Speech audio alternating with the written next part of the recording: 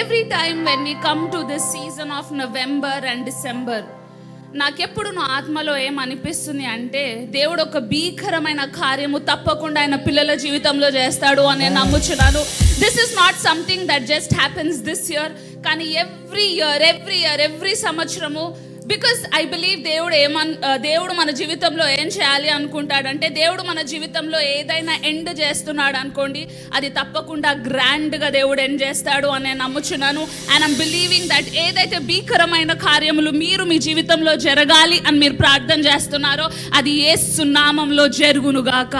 Amen, amen. Let us all turn our Bibles to Romans chapter 1 and let's read verse 16 and 17.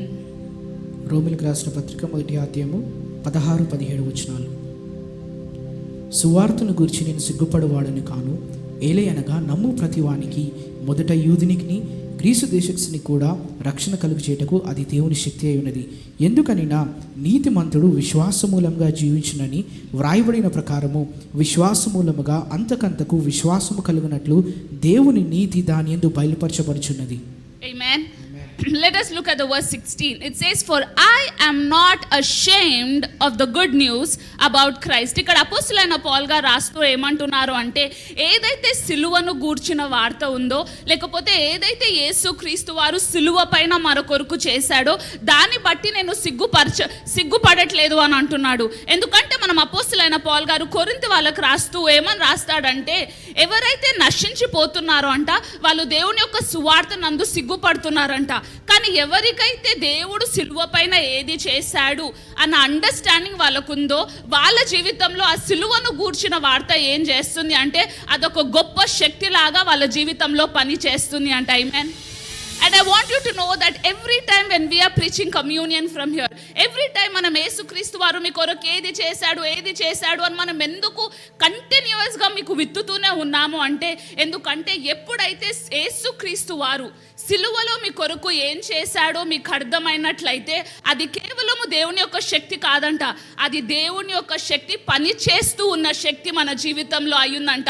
No matter me situations ఏ రీతిగా ఉన్నా, maybe మీరు ఒక season of your లైఫ్లో మీరు సిగ్గా ఉండొచ్చు, ఒక సీజన్లో మీరు లేమి ఉండొచ్చు, మీకు ఎటువంటి పరిస్థితి అయినా కానీ అపోస్తలుడైన పౌలు గారు ఏమంటున్నారు అంటే, ఈ సువార్తను ఎప్పుడైతే మనం నమ్ముతున్నామో మీ పరిస్థితి ఏ రీతిగా ఉన్నా అంట ఆ పరిస్థితిలో అంట ఆ ఒక సువార్త దేవుని ఒక శక్తిలాగా మారి అంట మీ జీవితంలో పని చేస్తూనే ఉంటుంది అంట. హల్లెలూయా. అర్థమవుతుందా అండి మీ అందరికీ? ఈ స్క్రిప్చర్ మనం ఏదో చదవాలని చదువుతాం కానీ ఒకవేళ మనకు అర్థమైనట్లయితే it will set us free from every captive. ప్రతి ఒక్క బంధకము మన జీవితంలో ఏదైతే ఉందో దాని నుంచి అది మనం విడుదల చేస్తుంది అని నమ్ముచున్నాను. And it says that it is the power of God at work saving everyone who believes. So ఈ సువార్తకు కొన్ని కండిషన్స్ ఉన్నాయండి. ఈ గుడ్ న్యూస్ ఎవరి జీవితంలో పని చేస్తుంది అంటే విన్న వాళ్ళ జీవితంలో పని చేయదంట. ఒకవేళ విన్న వాళ్ళ జీవితంలో పని చేస్తున్నట్లయితే ఇప్పటికీ దేశమంతా సేవ అయి ఉండాలి. కానీ వాక్యం ఏమంటుంది అంటే, ఎవరైతే యేసుక్రీస్తు వారు మీ కొరకు ఏదైతే సిలువ పైన చేశాడో దాన్ని మీరు నమ్ముతున్నట్లయితే ఆ నమ్మడము ఏం చేస్తుంది అంటే దేవుని యొక్క శక్తిని అంట మీ సిచ్యువేషన్స్లోకి లాగుకొని వస్తుంది అంట. హల్లెలూయా. I don't know whatever situations you have today. నా జీవితంలో this is something that I always practice. నేను ఎప్పుడు కూడా దీన్ని బాగా ప్రాక్టీస్ చేస్తూ ఉంటాను. One of the reasons I'm very proud about my health. నేను ఎప్పుడు చెప్తూ ఉంటా, I don't fall sick. ఎందుకు తెలుసా అండి? ఎందుకంటే నేను చాలా డీప్లీ ఏమని నమ్ముతాను అంటే, యేసుక్రీస్తు వారు ఎప్పుడైతే నా కొరకు సిలువ పైన మరణించారో ఎటువంటి సిక్నెస్కి నా పైన అధికారము లేదు అని నేను నమ్ముతాను. నాట్ ఓన్లీ వన్స్, నాకు సిక్నెస్ ఉన్నప్పుడే నేను నమ్మను, every season of my life నేను నమ్ముతూ ఉంటాను. నేను కాన్స్టెంట్గా ఏం చేస్తూ ఉంటాను అంటే యేసుక్రీస్తు వారు సిలువలో ఏదైతే చేశారో దాన్ని ధ్యానిస్తూనే ఉంటాను. ఎప్పుడైతే నేను దానిపైన ధ్యానిస్తున్నానో అదేం చేస్తుంది అంటే ఆ గొప్ప శక్తిని నా లోపట విడుదల చేస్తుంది. And today I want to give you the same tip. మీరు ఎప్పుడైతే యేసుక్రీస్తు వారు మీ కొరకు సిలువ పైన ఏం చేశారు అని మీరు తెలుసుకున్నట్లయితే నేను నమ్ముచున్నాను, ఏదైతే గొప్ప గొప్ప శక్తి, దేవుని యొక్క శక్తి ఉందో అది మీ జీవితంలో పని చేయునుగాక నేను ప్రార్థన చేస్తున్నాను. You have to understand the power of God. ఎప్పుడైతే మనం పవర్ ఆఫ్ గాడ్ గురించి మాట్లాడతామో we have to go back and read the old testament. మీరు ఎప్పుడైతే ఓల్డ్ టెస్టిమెంట్ చూస్తారో ఆయన గొప్ప శక్తి మీకు అర్థమవుతుంది. దేవుని యొక్క శక్తి అంటే అర్థం ఏంటి అంటే ఎర్ర సముద్రాన్ని 2 పాయలు చేయడం దేవుని యొక్క శక్తి అయి ఉంది. ఎండిపోయిన ఎముకలకు సైతం శరీరాన్ని దయచేసేది ఏంటి అంటే దేవుని యొక్క శక్తి అయి ఉంది. అండ్ ఇక్కడ అపోస్తులైన పౌలు గారు ఏమంటున్నారు అంటే మీరు ఓల్డ్ టెస్టిమెంట్ చూసినవన్నీ కూడా మీ జీవితంలో ఎప్పుడు జరుగుతాయి అంటే మీరు ఎప్పుడైతే యేసుక్రీస్తు వారు మీ కొరకు సిలువలో ఏం చేశారో మీరు దాన్ని నమ్మినట్లయితే అది మీ జీవితంలో ఆయన శక్తి వలె ప్రతి ఒక్కటి మీ జీవితంలో మేనిఫెస్ట్ చేస్తుంది అని అంటున్నాడు. Amen. And today I want you to believe మీ ప్రతి ఒక్క సిచ్యువేషన్లో ఈరోజు మీరు కమ్యూనియన్ తీసుకుంటుండగా, ఆయన బల్లలో మీరు పాల్గొంటుండగా యేసు ప్రభు వారు మీకోసము సిలువలో ఏం చేశారో ఒకవేళ మీరు ధ్యానిస్తున్నట్లయితే అదే శక్తి మీ జీవితంలో ఈరోజు యాక్టివేట్ అవ్వునుగాక నేను ప్రార్థన చేస్తున్నాను. ఐఎమ్ ప్రేయింగ్ మీ ప్రతి ఒక్క situations మారునుగాక.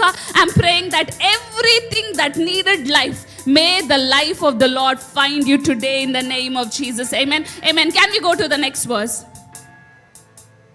This is the good news that tells us how God makes us right in his sight. So basically ఇక్కడ అపోస్తలుడైన పౌలు గారు ఏమంటున్నారు అంటే దీని మంచి సువార్త అని మనం ఎందుకు అంటున్నాము అంటే ఎందుకంటే మీరు పాత నిబంధన గ్రంథంలో చూసుకున్నట్లయితే దేవుని పిల్లలు ఎప్పుడు కూడా కుమారులు అని పిలిపించుకోలేదంట. వాళ్ళ టైటిల్ ఏమని ఉండేది అంటే బానిసలు లాగా వాళ్ళు ఉండేవారు అంట. కానీ అపోస్తలుడైన పౌలు గారు ఏమంటున్నారు అంటే యేసుక్రీస్తు వారు మన కోసం ఏదైతే సిలువలో చేశారో దాని ద్వారా అంట మనం స్లేవ్స్ నుంచి సన్స్ లాగా మారాము అని అంటున్నాడు. మనము ఎక్కడో దూరముగా ఉన్న వాళ్ళ దగ్గర నుంచి మనము దేవునికి సమీపముగా మారాము అంట. ఎప్పుడైతే మీ పొజిషన్ దేవునిలో ఏంటో మీకు అర్థమైనట్లయితే అపోస్తలుడైన పౌలు గారు అంటున్నారు దేవుని యొక్క శక్తిని కూడా మీరు చాలా ఈజీగా అనుభవిస్తారు అని అంటున్నాడు. And he says that this is accomplished from start to the finish by faith, as though the scripture says that it is through faith that the righteous person lives. ఇక్కడ నీతిమంతుడు విశ్వాసము ద్వారా జీవిస్తాడు అంటే ఏం విశ్వాసము అంటే ఎవరైతే యేసుక్రీస్తు వారు సిలువలో చేసిన పని పైన మీ విశ్వాసాన్ని పెడుతున్నట్లయితే మీరు యేసు ప్రభు వారు మీకోసం ఏదైతే జీవమునిచ్చాడో ఆ జీవాన్ని మీరు విశ్వాసము ద్వారా మీ పైన మేనిఫెస్ట్ చేసుకుంటున్నారు అని అంటున్నాడు. ఆమేన్. The word of the Lord says that he came to give you life and life in much abundance. దేవుడు ఎందుకు వచ్చాడు అంటే మీకు జీవము, అత్యధికమైన జీవం ఇవ్వడానికి వచ్చాడంట. మీరు ఒకవేళ మీ విశ్వాసాన్ని యేసు ప్రభు వారు మీకోసం సిలువలో చేసిన దానిపైన పెడుతుండగా అత్యధికమైన జీవము మీ లైఫ్లో స్టార్ట్ అవ్వునుగాక నేను ప్రార్థన చేస్తున్నాను. ఆమేన్.